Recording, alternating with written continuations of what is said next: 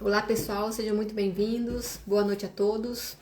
O Instagram tá adicionando aí todo mundo e eu queria muito que vocês que fossem entrando, fossem colocando aí os coraçõezinhos, né, curtindo a nossa live, enviando para as pessoas conhecidas, para os amigos, para ouvirem mais sobre o perigo das telas, né? A Mari já está aqui conosco, a Marielle.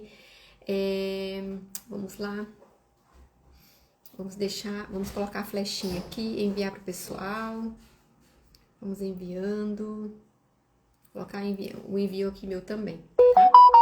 Lembrando que a live não fica gravada, a live vocês só vão conseguir assistir aqui. E algumas partes a gente vai editar algumas partes para poder colocar tanto para poder colocar no feed, tá bom? Então, sejam bem-vindos. Vamos esperar mais 5 minutinhos aqui. Nós vamos falar sobre o perigo das telas na aprendizagem e desenvolvimento cognitivo das crianças. O que isso pode impactar, né, na forma de aprendizagem delas, no aprendizado delas, no dia a dia, na saúde física, na saúde mental, né, na saúde emocional. Seja bem-vindo, EMB. Pessoal, vão mandando as flechinhas para os amigos, para os familiares. Essa é uma live muito importante, ela não vai ficar gravada no nosso feed. Curtam lá no coraçãozinho para que o Instagram consiga aí, enviar para mais e mais pessoas. E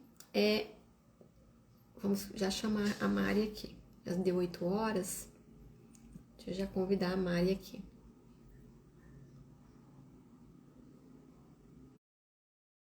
Vou colocar o tema da nossa live aqui, mas talvez até tire os comentários, tá? Então vamos lá colocar aqui o perigo das telas. Olá, Mari, deixa eu tirar aqui. Tudo bem, Marielle? Oi, vocês. Tudo bem também. Seja muito bem-vinda à nossa live aqui, nosso Obrigada. encontro. Nós vamos falar de um tema bem importante e a gente percebe aí que está Sim, cada vez mais importante falar sobre isso, né, Marielle? Porque o que a gente tem visto aí é que mais e mais crianças estão tendo acesso, mas cada vez mais jovens, às telas, e cada sim. vez mais tempo elas ficam expostas a essas telas. Então, o tema de hoje é o perigo das telas, tanto na aprendizagem quanto no desenvolvimento cognitivo das crianças. E nós vamos falar aqui tanto da parte emocional, da parte mental, como a gente já comentou aqui, da aprendizagem, né, do desenvolvimento cognitivo, mas também na saúde física delas, né? O que isso impacta na saúde Sim. física. Mariela, eu queria que você se apresentasse um pouquinho para nós aí, para quem não te conhece ainda. Então, para quem não me conhece, prazer. Eu sou a Marielle, sou paciente da Ju. Sou psicopedagoga, neuropsicopedagoga. Eu trabalho no contexto clínico há mais de 8 anos, né? Já estou entrando aí esse ano no 9º ano que eu trabalho no contexto clínico. E trabalho especificamente com as dificuldades de aprendizagem. Depois da pandemia, parece que os pais tiveram um alerta mais específico em relação a essa aprendizagem e, infelizmente, né, por conta das crianças não terem frequentado a escola, a gente está tendo uma defasagem que ainda está refletindo. Então, às vezes a gente fala, nossa, mas foi lá em 2020, nós já estamos em 2024, mas ainda está refletindo em sala de aula em muitas dificuldades das crianças. E uma das coisas que reflete muito é o que a gente sempre conversa, né, Ju, quando a gente está junto, é um pouquinho sobre essa questão das telas. Quanto foi liberado em excesso e está liberado em excesso, e o quanto isso vem refletindo. Perfeito. Então, assim, eu ia começar com uma pergunta, mas a gente vai emendar as duas, tá, Mariela? Tá bom. Você falou da pandemia, né? Que realmente, né? A pandemia, todo mundo ficou dentro de casa. Então, eu acredito que isso influenciou bastante num novo comportamento, pós-pandemia, né? Dessas crianças, até na questão da atividade social, né? De se relacionar com outras pessoas. Eu percebo muito isso também na questão do consultório ali nas crianças, tanto na relação com outras crianças, outras pessoas, quanto também na relação com a comida. A gente tem percebido aí vindo uma levazinha de crianças já com alguns desenvolvimentos de algumas características de transtornos alimentares, né? E muitas vezes porque ficaram expostas a celulares e fizeram parte aí de todos os grupos possíveis que já falavam sobre assuntos relacionados, né? Mas vamos lá. Quais os danos na aprendizagem e cognição da criança, Marielle? E como identificá-los? Como identificar esses danos? Como o pai percebe, ou o cuidador, percebe que isso está influenciando de forma negativa nessa criança? Então, assim, o que a gente precisa entender? que o acesso a telas é algo que, para nossa geração, é algo que existe. Né? Então, assim, os nossos filhos, a geração das crianças que estão aqui agora, os adolescentes de agora, é algo muito acessível. Por quê? Porque a tecnologia ela foi ganhando espaço, né? E hoje a gente sai no mercado, na rua, enfim, vai ter telas o tempo todo liberada pra gente. Os outdoors hoje são telas, né? Então a gente tem esse acesso a telas, tá?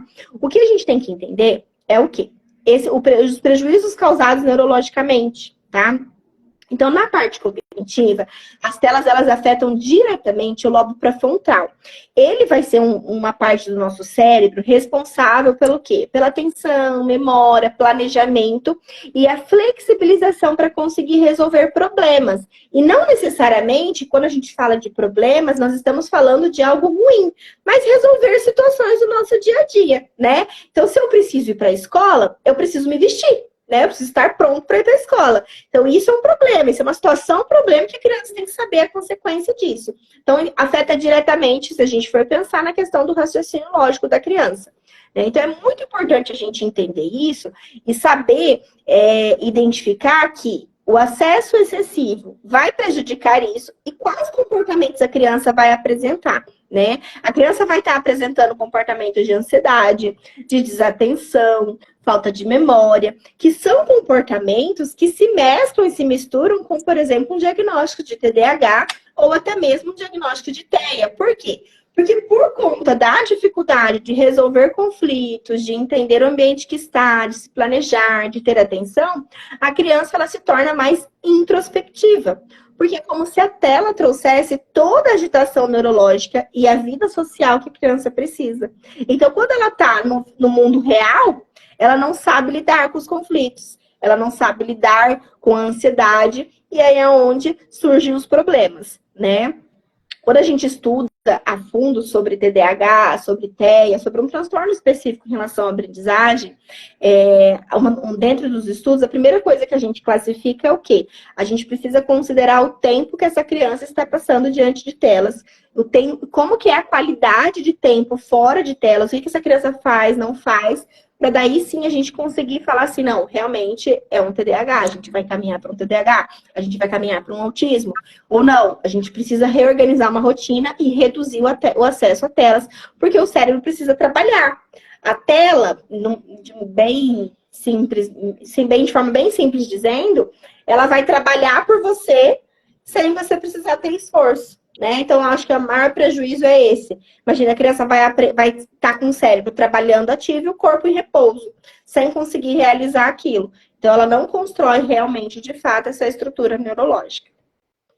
Interessante, Marielle, quando você fala isso, até para nós que somos adultos, que a gente consegue ter esse entendimento, né, essa divisão aí, eu percebo que quando a gente fica, eu percebo comigo mesmo, né, quando eu fico muito tempo exposto a celular. Esses dias eu estava com vários grupos, falei, não dou conta, né, estava com um grupo disso, um grupo daquilo, a gente começa a perceber que a gente começa a ficar sem atenção, porque é isso que você falou, celular é tudo muito rápido, você vai lá, coloca, você vai lá, mesmo que você esteja trabalhando, imagina quem está tendo acesso a um feed, por exemplo, que está ali falando de todos os assuntos possíveis, em 5 minutos você vê um monte de coisa diferente. Né? Sim, exatamente. A gente acaba chegando muita coisa, né? Isso a gente está falando só realmente da questão da questão visual mesmo, de ver a tela e acompanhar o que está na tela, nem pensar em conteúdos a fundo. Né? Mas assim, a gente tem que entender que esse ver a tela, esse televisão, celular, um tablet, enfim, ele é cômodo. Hoje, na posição de mãe, eu entendo que vai ser cômodo, porque mesmo eu com um bebê de 10 meses, eu tendo se eu liberar um celular para ele vai ficar entretido com aquilo. Mas eu tenho que entender o quê? Se eu faço isso, eu estou afastando ele de outros desenvolvimentos. Mas, Mari, eu não posso colocar um pouquinho para enquanto eu lavo uma louça, faço um almoço, ou enquanto a gente está no carro viajando? Pode, não é que assim é proibido 100%. Claro que dentro da OMS a gente tem uma data, uma idade prevista que é permitida, tá? Mas assim, a gente precisa entender que quanto mais eu libero, porque, eu preciso só fazer isso, eu só vou fazer aquilo, para ficar cômodo na minha rotina, para eu dar conta de fazer tudo, né? Eu estou tirando aquela oportunidade da criança vivenciar e desenvolver, Então, é isso que a gente tem que tomar cuidado. E até que você falou, né, Ju? Até nós mesmos. Então, assim, se a gente ficar mexendo no celular até 11, meia-noite, a gente vai ter um sono agitado, vai acordar e falar, nossa, parece que eu não descansei, né? Ai, nossa, tô com tanta coisa para fazer que eu tenho que ficar resolvendo até tarde, né? Então, junta um todo e essa questão visual também, né? Mari, como identificar? Porque você falou algo que é importante, né? Os pais aqui, os cuidadores saberem. Hoje a gente não tem como excluir, como você disse, né? Não tem mais como excluir isso da rotina, até porque elas vão precisar saber mexer no futuro, Sim, né? sim. Mas como você identifica, assim, excesso? É a partir dos sintomas, não, isso é excesso. Como ajudar os pais nisso? Como saber a tempo, durante o dia, que pode deixar os filhos? Você comentou agora, começou a falar sobre isso, né? Sobre um pouquinho aqui, um pouquinho O que que ali. acontece? Assim, a OMS, ela sugere que não seja liberado. E quanto mais tempo você conseguir segurar que a criança sente na frente de uma televisão, pega um celular ou pega um tablet para mexer, melhor possível, tá? No entanto, é claro que a criança vai acabar tendo acesso até pelo mundo que a gente vive hoje, tá? Então, assim, a Organização Mundial de Saúde, ela vai liberar a partir de 2 anos de idade, 1 hora por dia até 6 anos de idade. Então, assim, Entendi. é só 1 hora. Pode ser 1 hora contínua, mas o ideal é que seja 1 hora picada, tá? Então, é só 1 hora durante o dia até 6 anos de idade. De 6 a 12 anos, o ideal que sejam apenas 2 horas por dia. E aí a gente pensa, passou disso é excesso, tá? Então, pensando, é como se eu tivesse que tomar uma medicação. Se eu tomo um pouco mais, eu já estou tomando em excesso. Então, pensando na Organização Mundial de Saúde, é isso que eles orientam, que sugerem. Ah, Mari, mas meu filho, ele anda de bicicleta, ele brinca na rua, e ele também joga videogame, fica no celular vendo vídeo, enfim. Tá, mas e o tempo que isso está acontecendo? Ele está ficando 4 horas no celular e 1 hora andando de bicicleta. Então, existe um desequilíbrio. E aí a gente começa a observar assim, é uma criança que vai apresentar dificuldades na aprendizagem. Por quê? Porque lá na escola a professora não vai dar aula, não vai ser um vídeo a professora dando aula. A professora vai estar lá. E a aprendizagem a gente aprende fazendo, né? Então a criança vai ter que ir lá escrever, aprender a ler, aprender a pensar no cálculo mental, desenvolver a operação e assim por diante. E isso ela vai ter que executar. Só que se ela está habituada a não executar, aí vai apresentar um problema de aprendizagem. Ou, por exemplo, não, ela fica na tela, até libera, ela fica ali umas 3, 4 horinhas da tarde, ela assiste, nananã, só que ela não tem problemas na escola. Mas é uma criança que, se a gente for ver a fundo, uma criança ansiosa, que responde pai e mãe, que às vezes não obedece, não dorme bem, né? Então, assim, a gente precisa olhar os sintomas que não está normal numa criança. Ah, mas é uma criança normal. Mas o que a gente considera uma criança normal, tá, Ju? A gente considera uma criança que brinca, que pensa, que entende. A gente tem que tomar muito cuidado, porque às vezes os pais falam, nossa, ela é desobediente, só obedece se fazer isso. Mas muitas vezes a gente que acaba ensinando esse comportamento para a criança, né? Então, em relação às telas, não é diferente. Ah, ela gosta de ver o vidinho. Tá, mas quem liberou ela ver o vidinho foi a mãe e o pai, né? Então, é a gente que acaba no dia a dia fazendo essa liberação. Então, tudo aquilo que a gente se preocupa. Por exemplo, até, Ju, a questão da obesidade infantil. Tem criança que não come sem ver o celular, né? Tem uma mãe que fala assim... Tem criança que é assim, a mãe, assim, eu escuto na clínica, eu escuto muito as mães falando assim, ele come bem, mas para comer eu tenho que colocar um desenho para ele comer. E aí ele vai comendo, ele consegue comer sozinho. Ou algumas falam, não, eu tenho que colocar na boca dele para ele poder comer, porque senão ele não presta atenção no que ele tá fazendo. Só que, na verdade, se tiver uma tela, ele não tá prestando atenção no que ele tá fazendo, né? E assim, isso é muito sério. É muito sério. Eu posso até compartilhar um caso de uma criança que eu atendo, que ela tá com 6 anos agora. Quando eu comecei a atender, ela tava com 5 anos. E ela só comia coisas pastosinhas, porque ela tava o tempo todo vendo vídeo e ela não sabia mastigar. E quando ela comia uma carne, uma coisa mais durinha, ela engasgava. Ou seja, porque desde quando iniciou-se essa introdução alimentar, a mãe achou que era mais fácil colocar uma tela, né? E aí o interesse pela comida nunca existiu, porque eu tinha algo me estimulando neurologicamente, né? E aí é uma criança que não sabe pegar no lápis, não tem concentração, e aí a gente vai investigar. É um TDAH? É um TEA? Por quê? Porque é uma criança que não fala direito, porque não desenvolveu a motricidade orofacial, os fortalecimentos dos músculos, porque simplesmente ela não mastigou, né? Ela só engole. Então, assim, o bebezinho pequenininho de 6 meses engole, mas aos 10 meses ele tem que estar mastigando. Então, a gente tem que saber e oportunizar isso para a criança. E às vezes a gente vai lá e coloca o videozinho, garante que ele está comendo, está sendo nutrido, mas a gente, ao mesmo tempo, está mais atrapalhando do que ajudando. Então, as telas, eu falo que elas são grandes vilões nossos, sabe? Elas mais afastam a gente da solução, elas enganam a gente. Falsa impressão, é isso mesmo, Mari. Porque assim, a falsa impressão que meu filho está comendo se ele estiver assistindo a tela não é verdade. Ah, meu filho está comendo, é que você não percebeu o quanto que ele está comendo, a qualidade que ele está comendo. Porque a importância não é comer de forma certa e com qualidade. Porque aí Sim. você vai, aquilo que você comentou, né? Você vai habituar o teu filho a um dia ele selecionar, quando ele tiver maior, ele saber selecionar melhor os alimentos, saber entender o funcionamento daquele alimento ali, né? Você vai impedir o teu filho de ter um transtorno alimentar, uma compulsão alimentar, uma bulimia, que a gente vai falar até mais tarde aqui sobre os transtornos alimentares. Então, assim, é uma falsa impressão de que ele come porque ele está na tela. Na verdade, Sim. não. Se você tira, ele vai ter uma mindfulness que a gente fala, dentro da nutrição funcional, né? Então, é a plena atenção no que você está fazendo, na comida. É isso que vai desenvolver as suas papilas gustativas. Você está indicando para o teu cérebro, olha, eu estou comendo azedo, amargo, doce, salgado, eu gosto dos 4 sabores, né? Então, os 4 são importantes para mim. Então, ele vai aprender a saber escolher os alimentos conforme os 4 sabores.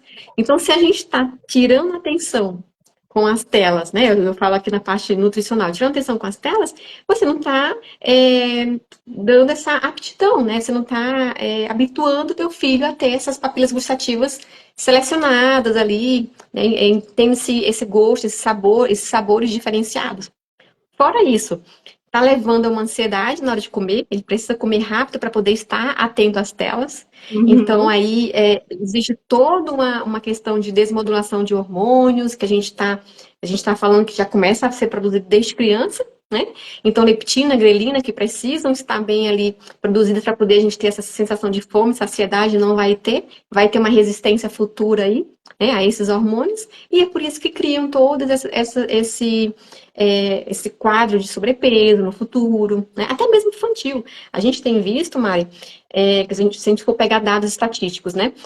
Que a obesidade infantil hoje, no Brasil, 9% das meninas e 12% dos meninos são considerados obesos, né? Na população. Uhum. Isso significa uma, né, em cada 10 crianças brasileiras, né? São obesas, estão acima do peso. Então, muitas vezes, crianças a gente está falando, né? Crianças que ainda não chegaram na vida adulta, que não tiveram todo o estresse que ainda vai causar, que pode estar desenvolvendo ainda mais sobrepeso, né? A gente está falando de crianças que têm vida E a normal, que estão. criança vai comer aquilo que a gente oferece, né? Porque a criança não consegue ir lá no mercado e comprar comida sozinha. Ela vai comer o Exatamente. que tem em casa, Exato. né? Isso a gente está pensando, Ju, aqui a gente está falando da questão da comida, né? Mas assim, o que é muito importante a gente entender, quando a gente fala desenvolvimento cognitivo e estar atento a esses ruídos que atrapalham o nosso desenvolvimento neurológico, é entender o quão importante a parte nutricional ela é fundamental. Né? Aqui, claro, aprender a comer, sentar, enfim, né? Mas a criança precisa estar nutrida para esse cérebro poder funcionar, né? E estar nutrida é saber diferenciar o que é fome, o que é realmente. Porque às vezes a criança está o tempo todo com fome, né? Mas a criança está o tempo todo comendo o quê? Carboidrato, está comendo errado, né? E aí, E ela não até teve a gente noção. adulto, né, Ju? Eu sei que eu levo várias broncas às vezes nas consultas, né, Ju? Mas assim, eu falo assim, a gente precisa ter essa consciência de que a gente precisa ter um corpo nutrido. E quando a gente coloca coisas que atrapalham para que tanto essa nutrição ou quanto o desenvolvimento cognitivo aconteça, a gente está impedindo que o nosso corpo, o nosso cérebro, ele desenvolva o que ele foi feito para desenvolver. Né? E aí que tá a grande pegada. A gente precisa tomar consciência do que a criança precisa, pensando aqui só em crianças, né? O que a criança precisa? A criança precisa aprender. Então, se na hora que eu tenho a oportunidade de ensiná-la onde que se senta para comer, né? Que nem eu falo assim, a gente que é mãe, a gente paga a língua, tá, Ju? Então, assim, eu falo, eu paguei a língua até, faz 10 meses que eu tô pagando a língua de tudo que eu falei que eu não ia fazer, né? Mas, assim, muitas coisas a gente estuda, eu falo assim, não, vamos tentar fazer certo, vamos tentar fazer certo, vamos tentar fazer certo. Eu não sei como vai ser daqui pra frente, né? Mas que nem o Daniel, meu bebê, tá engatinhando. E aí, quando a gente foi ensinar ele a comer, ele ainda não engatinhava. Então, a gente ensinou ele a comer na cadeirinha. Sempre que ele ia comer, a gente habituava. Ele não gostava no começo, ele não queria ficar. Então, quando ele estava fora, a gente não dava nada. Claro, eu não deixava ele passar fome. Mas eu ensinava que quando ele fosse comer uma comida, era na cadeirinha, né? Foram 2 semanas de guerra aqui em casa. E aí deu tudo certo. E ele entende que ele tem que comer na cadeirinha. Ele come quando tá no colo, quando a gente tá na rua, ele come. Mas quando a gente tá aí na nossa casa, ele não come fora da casa. Ele não se concentra na comida. Ele esquece que ele tá comendo. Por mais que a gente não ligue telas nem nada, evite os acessos extras, mas que nem hoje de manhã mesmo aconteceu. Meu esposo foi tentar dar abacaxi pra ele, tava brincando, porque ele tava muito concentrado na brincadeira e já tinha passado o tempo de comer fruta, ele tava com fome. E a gente tava com pressa, e eu falei, dá aí no chão mesmo pra ele, enquanto ele tá brincando, vai dando pra ele. Porque ali no momento tava com pressa, e eu caí na bobeira dessa que a gente fala de cair na rotina, né? Ele não comeu. E ele falou, não, vou ter que sentar ele na cadeirinha, tem que parar tudo que a gente tá fazendo, sentar ele na cadeirinha pra ele comer o bendito do abacaxi. Foi sentar ele na cadeirinha que ele comeu o abacaxi. Então, assim, a gente tem que entender que é uma oportunidade que a gente dá e a criança vai aprender, né? Agora, se eu habituo comer brincando no chão, ou se eu habituo comer perante as telas, a criança realmente não concentra no que ela está fazendo, né? Não aprende o movimento do comer e o mastigar, o quanto isso é importante para a aprendizagem. Às vezes a gente pensa assim, não, é só comer, é só sentar para comer. Deixa eu colocar um videozinho aqui rapidinho, porque eu preciso só que essa criança coma para sobreviver, né? Porque a gente precisa da comida, né? Não! E aí a criança precisa aprender a mastigar, o movimento de mastigar, né? A de engolir. Quantas crianças têm dificuldade de engolir? Fala tudo atropelado, ansioso. E tudo isso é consequência de uma criança que come mal, uma criança que tem acesso a telas em excesso. Então, tudo aquilo que a gente observa que está desajustado é um excesso de alguma coisa. E muitas vezes, hoje em dia, está sendo excesso de telas.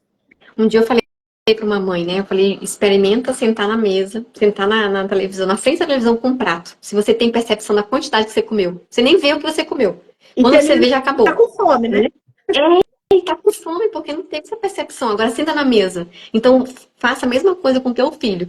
Pra você ter uma ideia de que ele não teve percepção. Ele não teve. Ele tá comendo bastante porque ele não entendeu, né? Não teve esse processo de entendimento. A própria mastigação já leva a isso. Porque a gente tá produzindo ali enzimas digestivas na boca, né, que começam a quebrar o alimento. A gente vai o processo que você falou, né, de deglutição, a gente vai engolir o alimento. Esse alimento vai chegar no estômago, ele vai ser quebrado. Então, todo esse processo de lento, ele vai, quando a gente começa a comer, a gente vê nos estudos científicos, né, que desde a boca até o intestino, né, até a hora que a gente fala até o ano final que sai, né? O bolo fecal, a gente passa por um processo de digestibilidade e ao mesmo tempo de produção de hormônios, que é o que dá, olha, avisa o cérebro, olha, você comeu, né? Sacia aí porque você já comeu. Passou por todo o processo, eu percebi que você mastigou, que o teu estômago trabalhou, o teu intestino trabalhou, então para aí. Né? Então, se não tiver, a gente não tem essa percepção. Se a gente está fazendo tudo rápido, não teve essa percepção. Né? Não produziu tudo. Mari, a gente estava falando agora, fizemos a primeira pergunta, vamos passar para a segunda agora. Qual que é o tempo ideal de uso de telas? Você já comentou aqui, né? E como restringir esse uso de telas? Como é que os pais podem... existem alguns aplicativos, eu lembro que meus sobrinhos, meu cunhado tinha alguns aplicativos que usavam e restringiam o tempo, né? Não sei se isso é o ideal, Marielle. Fala aí para os pais que estão ouvindo. O que acontece? Se a gente restringir, é como se a gente estivesse tirando o doce da criança, né? Igual a nutricionista tira nosso doce, né? Então, assim, é como se a gente estivesse tirando o prazer. Então, assim, o restringir, ele é ótimo até para os pais estarem alerta. Existem alguns aplicativos, eu não conheço muito bem, tá? Mas eu sei do que os pais compartilham comigo. Tem alguns aplicativos que você consegue acompanhar o tempo que a criança está tendo de tela, tá? E também conseguem acompanhar o que a criança está acessando. Então, a gente consegue bloquear aquilo que a criança vai acessar e o que vai chegar para a criança. O que isso também é uma grande questão, Ju, porque assim, a gente não sabe o vídeo que vai aparecer para a criança, né? Sempre tem aquele patrocinado que aparece para a gente de repente, parece que a gente falou de abacaxi e aparece um vídeo do cara vendendo abacaxi para gente, né? Para a criança também é assim. Tá? Então, às vezes, ela está acessando um vídeo e aparece algo logo em seguida. Não que tenha a ver com o vídeo que ela acessou, mas porque quem patrocinou aquilo, quem quis que aquilo aparecesse, aparece para a criança, tá? Então, a gente tem que tomar muito cuidado com isso, tá? Recentemente, inclusive, eu tô com um caso de uma família que a criança sempre brincava e apareceram vídeos pornográficos para essa criança. Então a gente precisa sempre tomar muito cuidado, ter realmente esse alerta, tá? Então vamos pensar assim, uma criança de 6 anos pode ter 1 hora de tela só, né? Então não pode ficar a tarde inteira ser o dia de brincar de videogame, porque não é muito tempo diante dessa tela, né? Então existe essa questão de conseguir controlar esse tempo. Mas a minha sugestão realmente é que, assim, mais do que controlar o tempo, dar oportunidade à criança querer fazer outras coisas sem que necessite da tela, né? Então, isso falta muito, né? A gente mesmo, quando a gente tá cansado, o que a gente faz? A gente senta no sofá, pega o celular e fica ali olhando no Instagram, TikTok, olhando vídeos, lendo notícias, a gente relaxa dessa forma. Né? Então, assim, dar a oportunidade à criança fazer outras coisas. Então eu quero que meu filho aprenda a ler. Não é necessariamente trazer uma leitura, ou querer que ele estude naquele momento que ele poderia estar brincando, né? Mas é realmente proporcionar. Vamos brincar então, vamos fazer isso, vamos me ajudar a cozinhar. Eu não tenho tempo de sentar para brincar com ele, porque eu chego ali, eu tenho pouco tempo. Isso acontece muito. Então chama a criança para te ajudar com as coisas. Então a mamãe vai cozinhar, me ajuda aqui. Papai vai colocar, sei lá, tirar o lixo. Vamos lá tirar o lixo comigo, entendeu? E convidar a criança para participar dessa rotina. Eu acho que isso é mais eficaz, mais efetivo do que realmente usar os aplicativos de proibir o tempo, de bloquear o celular. Ele vai desligar, se usar, passou de 1 hora, desliga o celular. Não, ou do que proibir o acesso, entendeu? Então, assim, eu acho que mais efetivo é proporcionar essas outras coisas para a criança. Eu vi uma pergunta ali e eu gostaria de responder. Uma mãe comentou sobre uma criança de 1 ano e 7 meses que tem dificuldade para sentar e comer. O que eu sempre falo assim para os pais no consultório, né? Uma das coisas que eu mais falo. Coloca o teu filho, foi o que a Mari apontou agora há pouco, né? Coloca o teu filho para participar da alimentação. Por que a gente tem o hábito de impor as coisas, né? Não, vem agora é a hora da comida. Não, coloca o teu filho para participar desde a compra do alimento. Né? Então, se eu vou comprar as coisas no mercado, vou levar. Eu sei que não tem como levar nas compras mais demoradas, mais pesadas. Então, assim, deixa uma vez por semana para ele entender como é que funciona, para comprar os legumes, as coisas mais rápidas.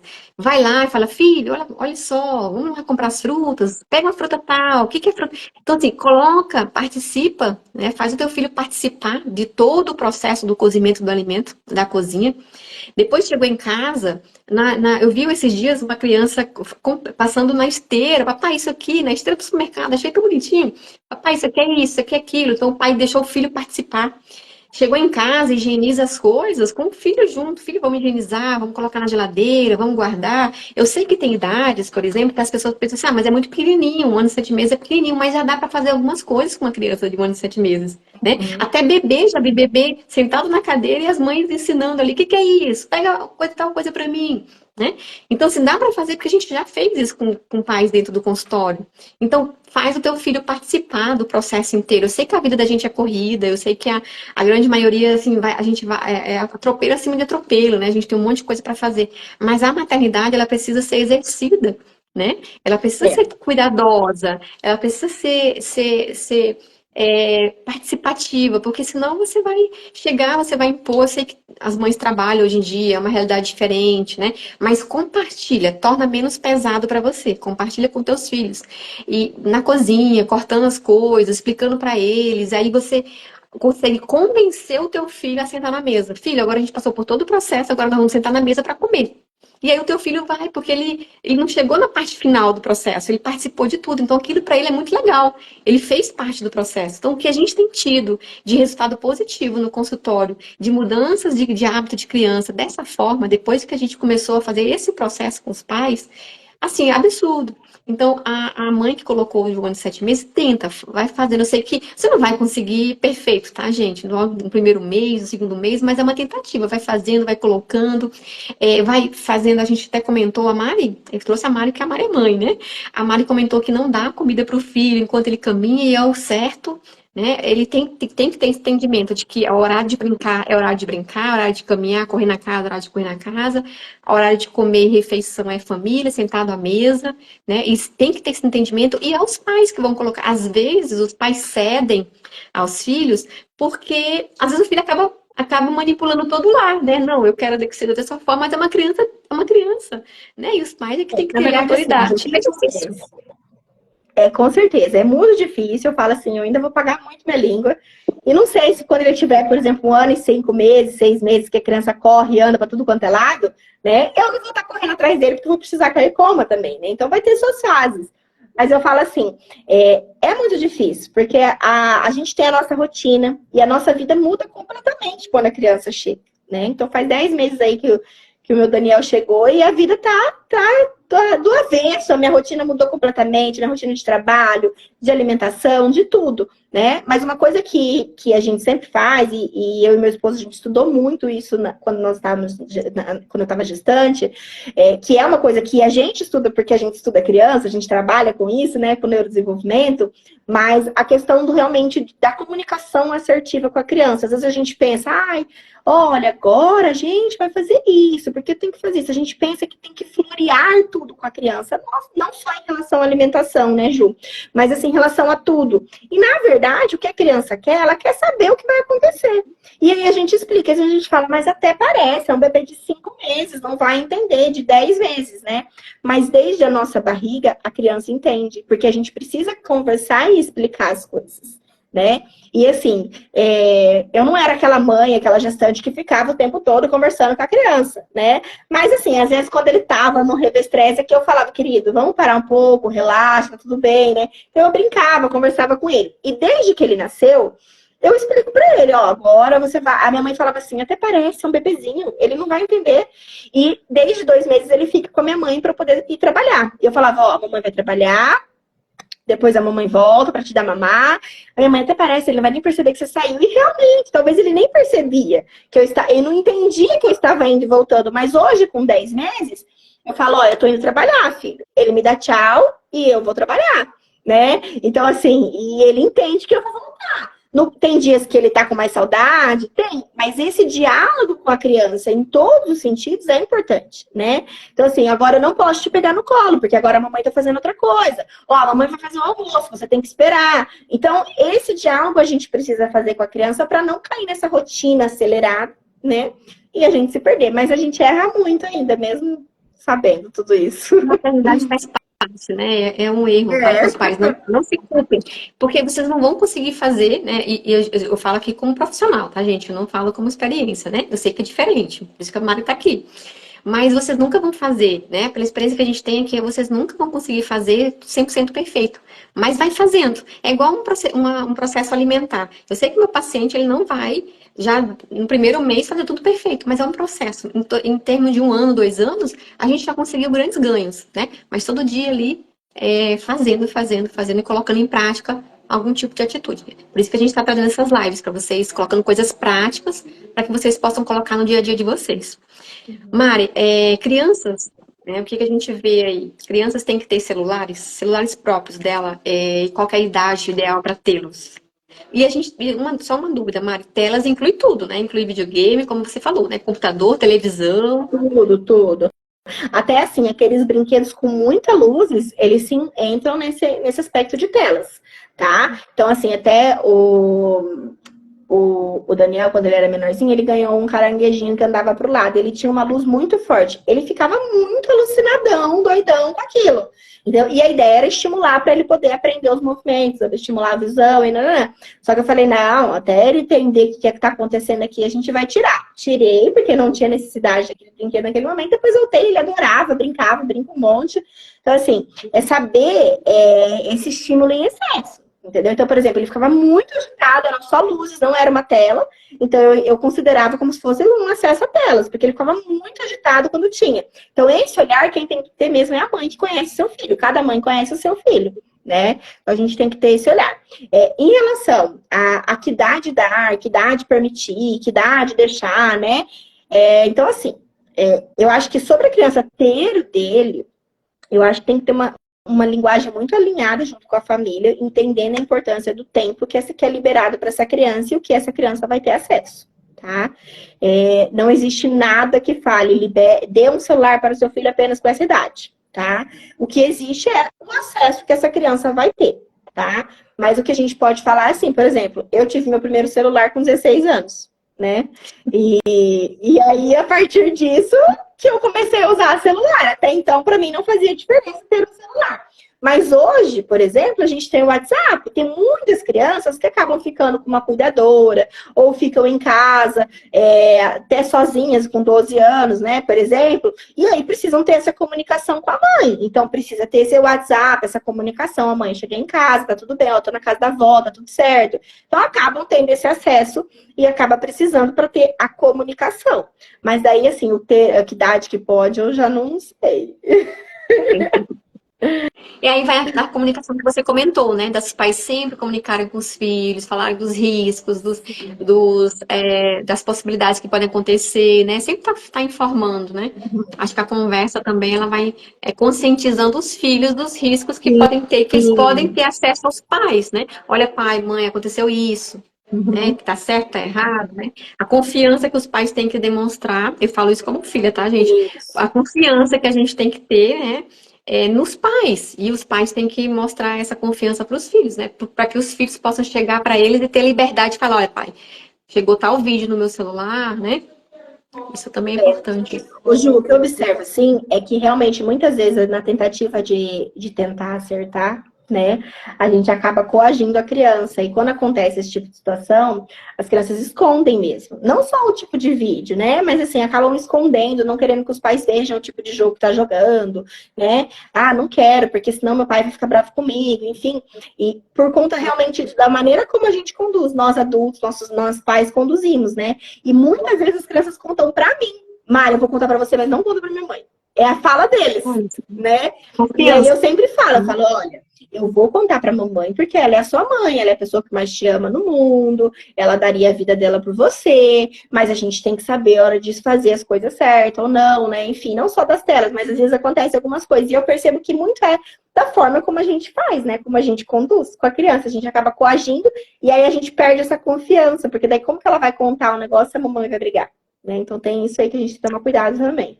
A importância de ter o elo, né, Marielle? Porque você percebe, às vezes não se abre com o pai, mas se abre com alguém ali. A importância de ter sempre um elo, um bom elo em volta do filho, né? Aí, é importante, porque assim, às vezes. para pegar uma parte da alimentação, né?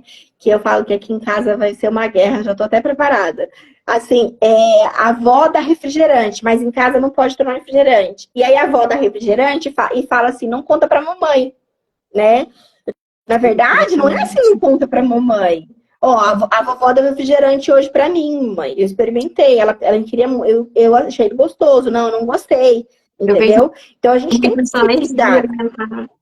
Eu vejo muito isso, as avós que dão, os cuidadores que dão, aí não falam que dão e são alérgicos.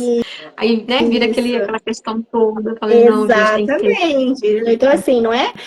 Vou lá na casa da vovó, pode comer doce, pode comer refrigerante. Ou lá na minha casa não pode fazer isso, mas na casa da vovó pode. Em casa não pode ver celular, mas lá na casa da vovó fica a tarde inteira na televisão, né? Então, essa conversa tem que estar muito alinhada, principalmente para não quebrar essa confiança, né? Que a criança tem com o pai e com a mãe. Então, isso é muito sério. Às vezes sério. os pais são separados, né? E às vezes exatamente. Os transtornos alimentares. Uma bola de neve, uma coisa vai juntando na outra, né? Os transtornos alimentares é isso, né? Hoje o que a gente tem visto nas crianças, que a gente tem visto cada vez mais forte nas crianças, é acesso a celulares, né? Acesso desenfreado a celulares. Então, assim, muitas vezes os pais ficam sem ter acesso àquilo que você tinha comentado no começo, né? Ao que o filho está vendo.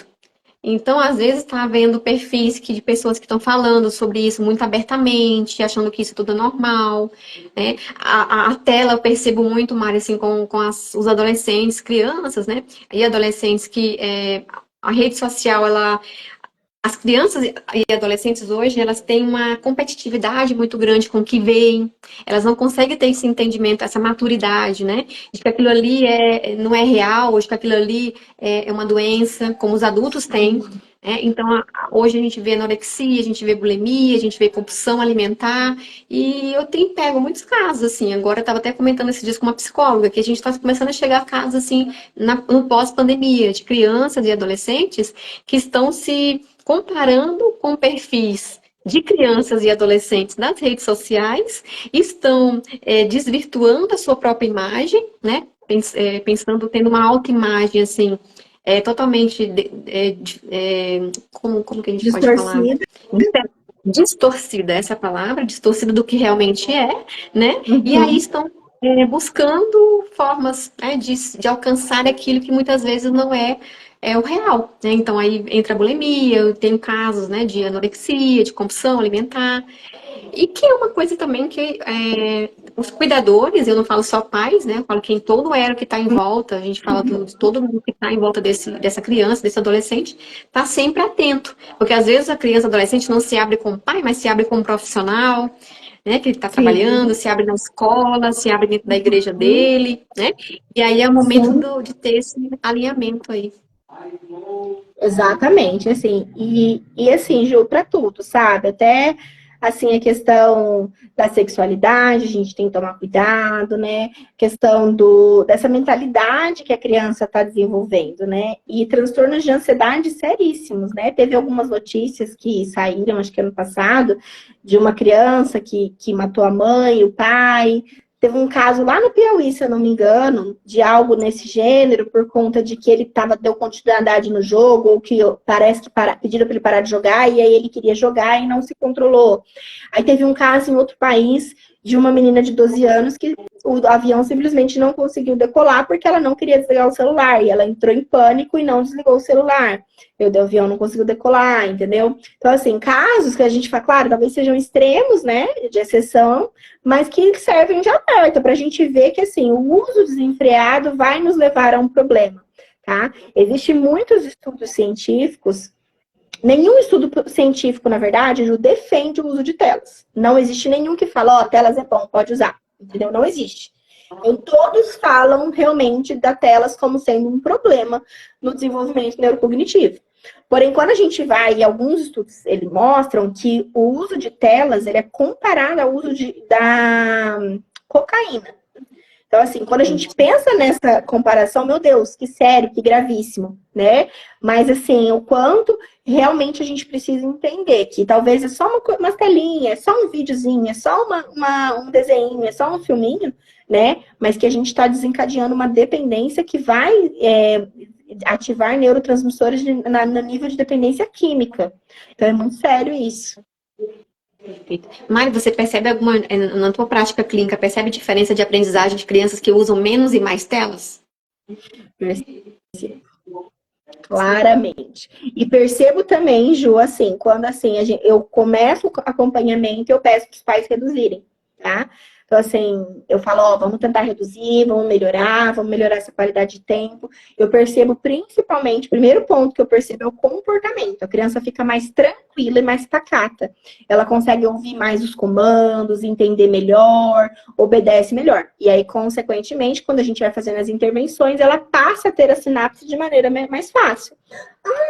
Você falou isso aquele dia. Então, assim, isso é muito sério mesmo. Eu posto muito de que eu evito, né? Mas acaba que, claro, que o Daniel acaba vendo o meu celular, eu tô o tempo todo gravando coisas no celular, eu respondo os pais, ele acaba tendo esse acesso, mas a gente evita ao máximo. A gente tem parentes que moram fora também, a gente faz chamadas de vídeo para que ele veja um pouquinho cada um, né? Mas a gente tenta evitar o máximo que a gente pode. Por exemplo, desenhinhos, filminhos, não teve acesso. Música, por exemplo, ligada com música infantil, a gente também não tem.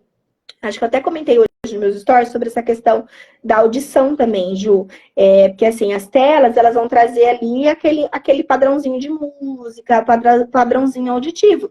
E a criança, ela fica mais sensível quando ela tem sons reais. Então, assim, um caminhão de bombeiro vai fazer um som muito mais forte, muito mais alto do que vai ser colocado no desenho, no vídeo, né? Então, assim, uma caixa de som, ali numa igreja mesmo, vamos pensar, ela vai ter um outro som diferente de uma música cantada na televisão ou no celular, né? Então é muito importante a gente tomar cuidado com essa questão da percepção auditiva também. A criança, ela se afasta dos sons do mundo real. Então, até a audição a gente tem que cuidar. Olha só que interessante. Mari, a gente poderia ficar aqui horas, tá? Horas. Mas a gente vai emendando e eu gosto assim. Mas a gente vai encerrar, porque depois a gente precisa editar esse vídeo em vários, mas a gente pode fazer uma etapa 2. A gente pode fazer uma, Mari, só para dúvida dos pais. Porque eu vi aqui que bastante gente comentou, a gente não consegue ler de todo mundo. Vamos marcar uma só para perguntas e respostas. Os pais vão perguntar e a gente vai responder as dúvidas deles. Muitíssimo obrigada, Mari, pela tua Eu que participação agradeço, aqui. Ju, pelo convite. Obrigada, viu? Por todos vocês aqui que estiveram presente conosco, a gente vai editar e vai colocando aí durante o mês no nosso feed, tá bom, pessoal? E eu vou deixar lá no YouTube também, tá bom? Um grande abraço, pessoal. Boa noite para Tchau. todos. Até mais. Etapa 2, o pessoal tá falando.